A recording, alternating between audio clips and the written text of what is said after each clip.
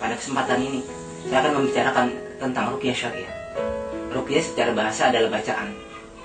Ruqyah syariah, jika dijabarkan adalah bacaan-bacaan yang bersumber dari ayat-ayat Al-Quran dan hadis-hadis Rasulullah yang digunakan untuk menghilangkan gangguan jin dan juga gangguan fisik. Bicara tentang ruqyah, tentunya kita akan bersinggungan dengan makhluk yang bernama jin. Jin secara bahasa adalah tersembunyi atau tidak kelihatan. Sebagaimana firman Allah di surat Al-A'raf ayat 27, bahwa setan melihat kita dari tempat di mana kita tidak dapat melihat mereka. Dari mana asal jin?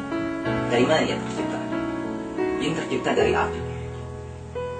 Sebagaimana di surah Ar-Rahman, wa khalaqal janna min marijim min nar.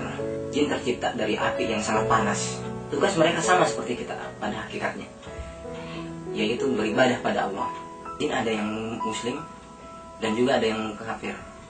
Sedangkan yang muslim pun terbagi dua, yaitu jin soleh dan jin munafik atau fasik. Seperti apa jin muslim yang munafik dan fasik? Jin muslim yang munafik atau fasik adalah jin muslim yang melakukan hubungan dengan manusia. Lalu bagaimana hukum berhubungan dengan jin? Seperti hubungan pertemanan atau kerjasama. Ini menjadi sebuah perdebatan di masyarakat. Allah telah memberikan peringatan di surat Al-Jin ayat 6, bahwasanya ada beberapa orang laki-laki di antara manusia yang meminta perlindungan kepada jin, sehingga jin-jin itu menambah dosa dan kesalahan kepada manusia itu sendiri.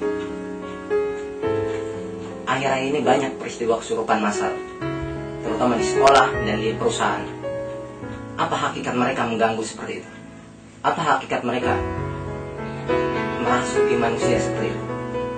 Pertama adalah membuat seseorang takut, membuat orang-orang takut dengan mengeluarkan suara-suara yang menyeramkan dan ancaman-ancaman. Mereka membuat takut dan menjatuhkan mental. Kedua, mereka menipu daya. Biasanya mereka menganggap bahwa mereka adalah raja di wilayah tersebut, sehingga mereka mencari-cari alasan untuk menyesatkan kita. Seperti mereka minta sesembahan dengan melakukan selamatan, memotong ayam cemeti, atau memotong sapi. Dan sebenarnya hal ini tidak perlu dilakukan. Selain itu, mereka membuat kita was-was untuk melakukan aktivitas yang produktif. Kemudian membuat kita ragu pada kekuasaan Allah, menghilangkan keyakinan kita. Dan kembali pada poin yang sebelumnya, setelah mereka menakut-nakuti, mereka meminta syarat. Syarat itu seperti melakukan pemotongan ayam, pemberian sesaji. Kalau kita mengikutinya, berarti kita telah tersesatkan oleh mereka. Dan inilah target mereka yang sesungguhnya. Mengapa jin-jin melakukan hal seperti itu? Pada hakikatnya mereka adalah setan.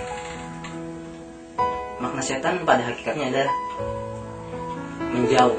Dan dapat dijabarkan, setan adalah sekelompok manusia dan jin yang dengan berbagai cara berusaha untuk melakukan penyesatan kepada manusia sehingga ia jauh dari jalan Allah. Mengapa setan melakukan seperti itu? Mengapa jin-jin yang fasik dan munafik dan kafir melakukan hal seperti itu? Karena mereka telah dipimpin oleh bangsa iblis, di mana ia satu penciptaan sama seperti iblis, yaitu berasal dari api. Sehingga secara emosional ya wajar mereka lebih dominan kepada iblis, yang mana sebenarnya sikap iblis ini dalam menyesatkan manusia didorong oleh faktor kekecewaan ketika penciptaan Nabi Adam. Yaitu ketika semua malaikat disuruh bersujud, semua makhluk disuruh bersujud kepada Adam, iblis menolak dengan alasan dirinya tercipta dari api, sedang Nabi Adam tercipta dari tanah lumpur. Seperti apa orang-orang yang mudah dimasuki oleh jin jahat atau setan ini? Pertama, ia kurang yakin kepada pertolongan Allah. Bagaimana tidak? Dalam sebuah hadis qudsi, Allah berfirman bahwa aku bergantung dengan prasangka hambaku, maka ia bebas berprasangka apapun kepadaku. Yang harus kita bentuk adalah prasangka kita pada Allah, keyakinan kita pada Allah. Semalas apapun kita, keterbatasan ibadah kita walaupun hanya sholat 5 waktu, kita tanamkan prasangka baik pada Allah, bahwa Allah melindungi kita, bahwa ibadah kita ini dapat melindungi kita dari setan. Kedua, meninggalkan sholat. Jelas, sholat adalah tiang agama. Dengan meninggalkan sholat, berarti ia telah merapuhkan keimanan, sehingga Allah berlepas, dan perlindungan Allah ini digantikan oleh keberadaan setan yang membisikkan kita pada kejahatan, yang merasuki pikiran kita dengan pikiran-pikiran negatif, yang melemahkan semangat kita. Kemudian jarang zikrullah, merasa malas untuk zikrullah, tapi untuk membicarakan keburukan-keburukan orang lain, atau menyanyi-nyanyi di saat waktu yang tidak tepat, seperti waktu sholat, seperti setelah subuh, itu akan menjadi pintu yang mudah bagi setan untuk merasuki kita. Kemudian yang berikutnya adalah bermaksiat. Bermaksiat biasanya yang paling dominan adalah hubungan antara laki-laki dan perempuan, di mana yang sering dilakukan adalah hubungan perselingkuhan, atau sampai yang terkecil pun, yaitu berduaan dengan lawan jenis. Ini pun hal sederhana, yang kegiatan sederhana ketika seorang laki-laki dan perempuan yang bukan muhrim berduaan di tempat sepi, maka setan akan menjadi pihak ketiga, karena di saat itu pengawasan dari Allah lepas, perlindungan dari Allah berlepas. Makanya orang-orang yang berpacaran biasanya, yang tidak menutup aurat dan sering berdekatan, main ke tempat-tempat wisata yang dikatakan angker, mereka mudah dirasuki dan sulit keluarnya. Karena apa? Ketika di ruqyah, beberapa kejadian ketika di ruqyah, mereka tetap dipeluk oleh pasangannya. Kemudian berikutnya adalah mempelajari wirid Asmaul Husna tanpa tujuan, atau tujuannya bersifat duniawi dan tidak dilanjutkan dengan doa dan permintaan kepada Allah, seperti kalimat ya Jabar, ya Jabar, ya Jabar, atau ya Latif, ya Latif, ya Latif, yang diulang 100 kali. Setelah itu langsung bangun pergi.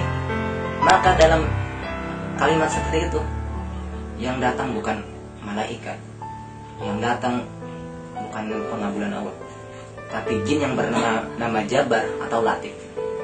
Kita harus bisa menempatkan Asmaul Husna pada tempatnya. Yaitu fungsi Asmaul Husna adalah memuji Allah dengan nama-namanya. Kemudian setelah memuji Allah dengan nama-namanya, ungkapkanlah permintaan kita pada Allah, ungkapkanlah doa kita pada Allah, sehingga doa kita dipermudah.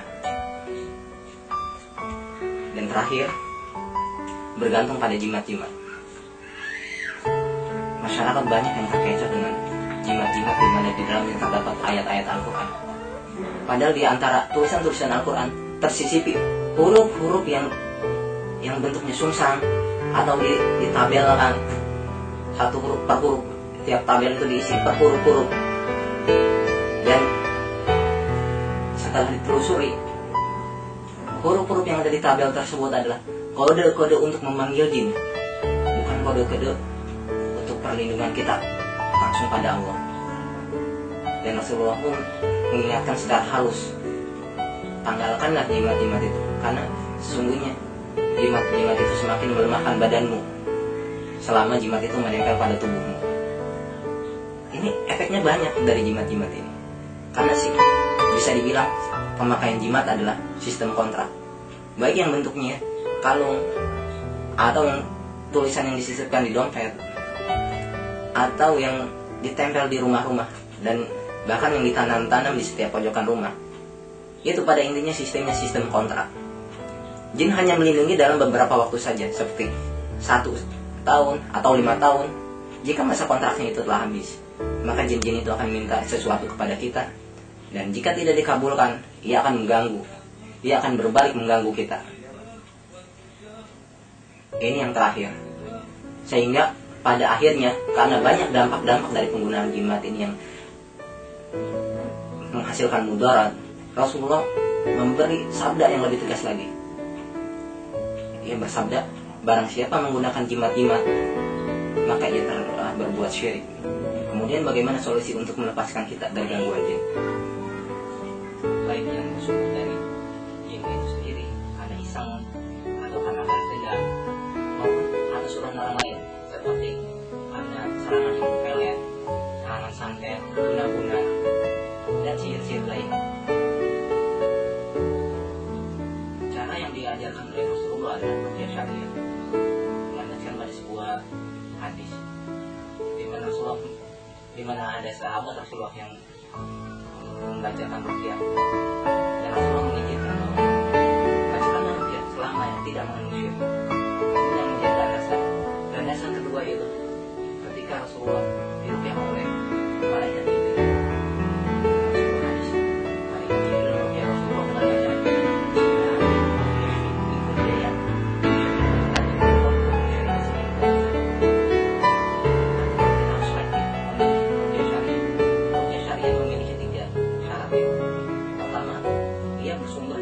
ayat-ayat Al-Quran dan doa-doa pada hadis Rasulullah yang sahih.